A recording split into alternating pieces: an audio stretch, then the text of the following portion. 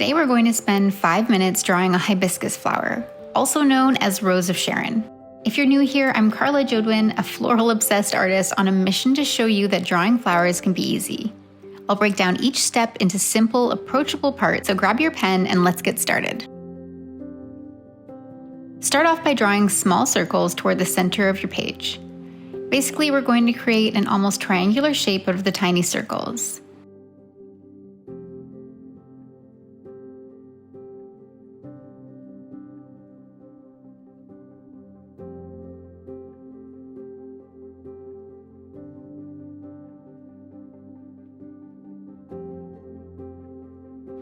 Then add a few ovals at the bottom tip, connecting back together to the cluster with a line. Now that we have the center or stamen of the flower in place, we can start drawing the petals around it.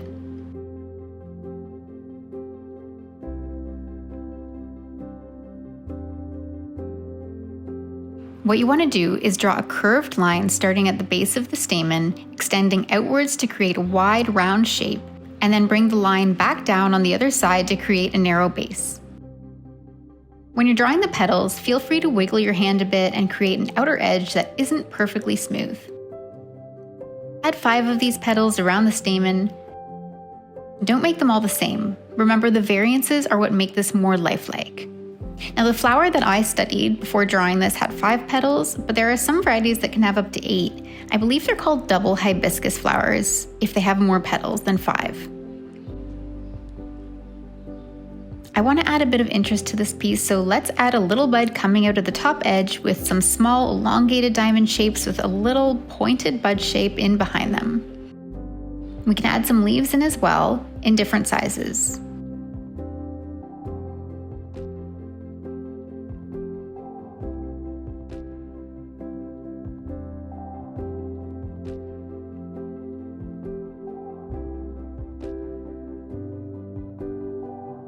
Keep the leaves in a triangular shape with toothed or jagged edges.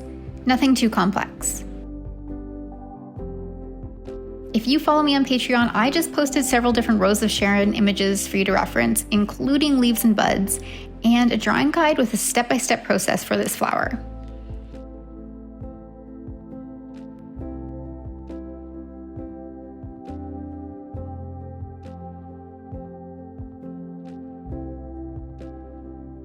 Let's add in some detail lines to the petals using light, quick strokes starting from the base of the petal and extending about a centimeter or so upwards.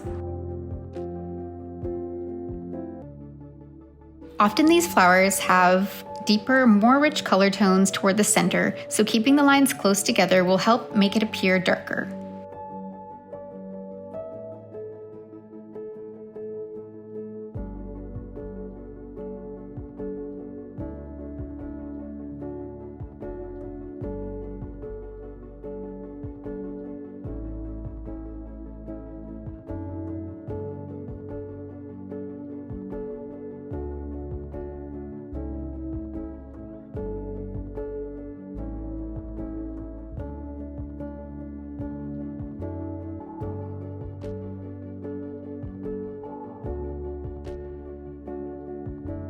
Now start extending some of the lines upwards toward the outer edge.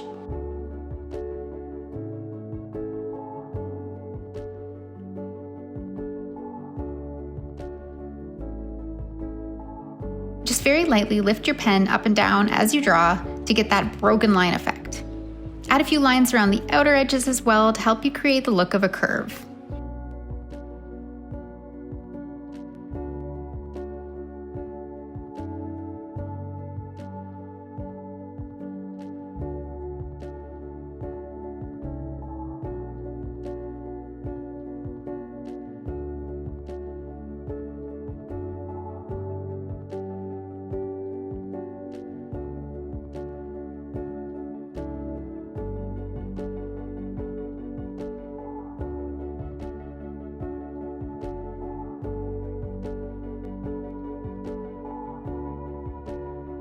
Next, let's add in some light lines to the bud and to the leaves.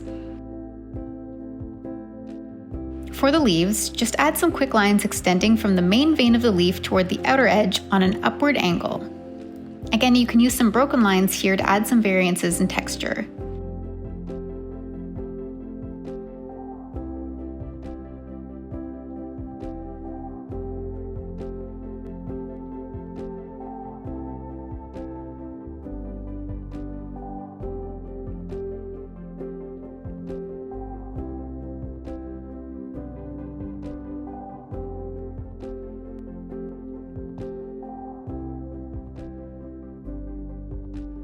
And with those final lines, we are done another 5-minute flower.